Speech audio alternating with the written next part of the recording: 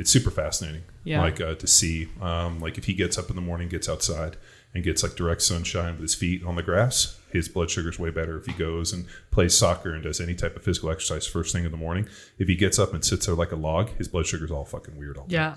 I mean, scream that from the mountaintops, because that's like electrons and grounding and Mother Nature, like, yes, and sunshine. Okay, well, let's get into this. So you were just talking about your son also going out into the sun and how that helps and how nature helps. And so there's a correlation with photobiomodulation, which is a big fancy scientific word that just means like that's the full spectrum of light. And a lot of light is visible and a lot of light is not visible to the human eye. And a lot of times light and wavelengths of light correspond to specific colors we see. So the focus here under that umbrella is really like red light therapy. And the 2 red light therapies that we find that are the most helpful are near infrared and red light. So the Flex Beam specifically, which is a device I gave you, is made to work on the human form. So it's flexible and it's portable, and it helps with, restoring and recovering cellular health and helping you post-training with injuries. I use it a lot for sleep before I go to sleep at night. It gets a little warm, and then it also just helps sort of the lungs. So where do you put it? On your stomach? I put it across my stomach, like up underneath my, my bra strap line, like my sports bra line if I was wearing one when I slept. And then sometimes on the back of my spine before I sleep. And we've also done some tests and research around using the Aura Ring and testing people's sleep scores and what helps, and using red light like this, using this kind of a device. And we're finding much better sleep scores, deeper REM, deeper deep sleep, less latency, things like that.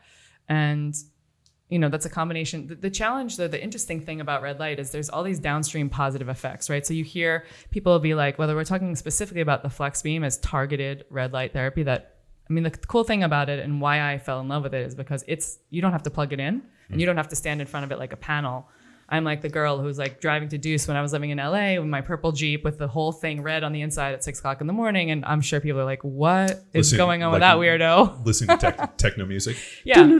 Yeah. They think I'm like weaving ketamine drips into that moment.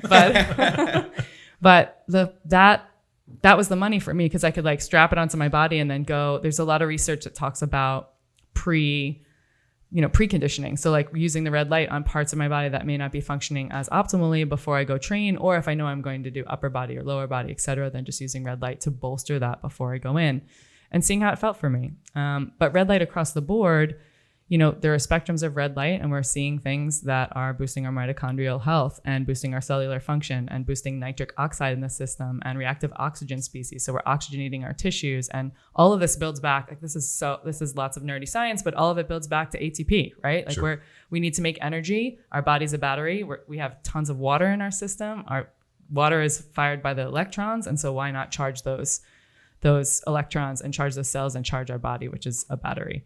So this is why red light therapy can have so many benefits, right? And different levels and different wavelengths give different recovery modalities, like pieces of recovery, right? Whether it's like dealing with scar tissue, which is you're gonna use a wavelength that's like more superficial for the skin, or you're dealing with something that's like a deep muscle injury, tear issue.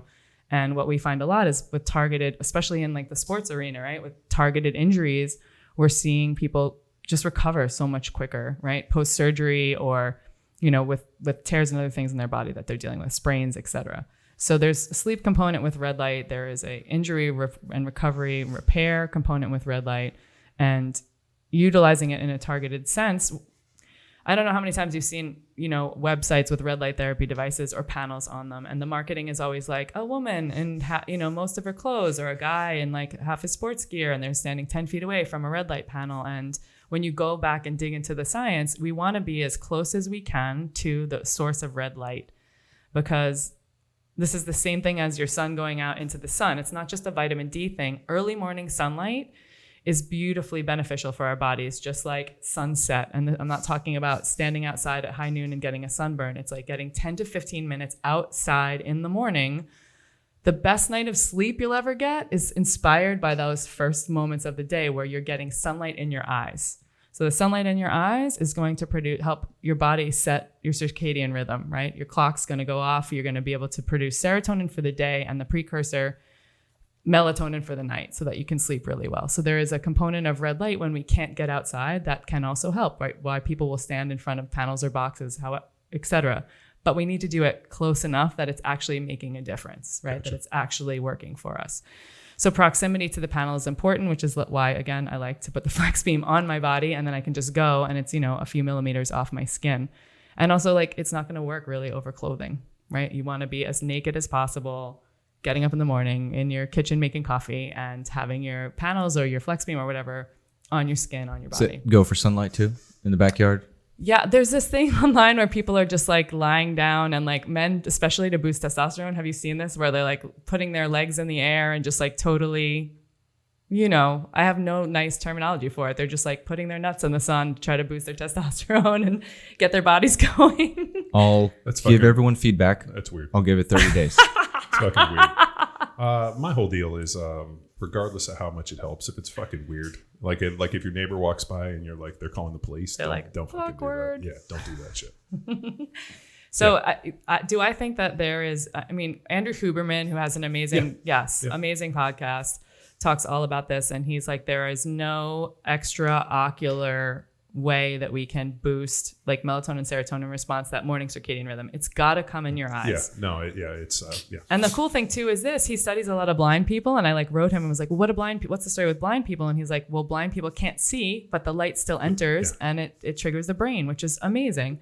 So I think that a lot of that probably feels good from a vitamin D level for the awkward neighbor thing or whatever. But the most important thing is that you're not wearing sunglasses, you're out in the light, you're getting these wavelengths of light, which live in the spectrum, the full spectrum of sunlight at sunrise and sunset, that actually help. This is like since the dawn of time, right? This is the ancestral practice of like, that's what triggered our waking and sleep cycles. That's what triggered our hunger levels, like so many things. And hormonally, like how we can keep ourselves healthy, right? It's really hard for shift workers, but other than that, we can get that dosage of light in the morning. And so that's another thing that's helping your sun, right? So the sunglass one is a big one for me. I read a whole bunch of research about like your body not absorbing and like wearing sunglasses constantly causing all these issues. And if you're going to wear them, it has to be within the brightest part of the day. Just don't like walk in and fucking throw them on and wear them all day. Yeah, totally.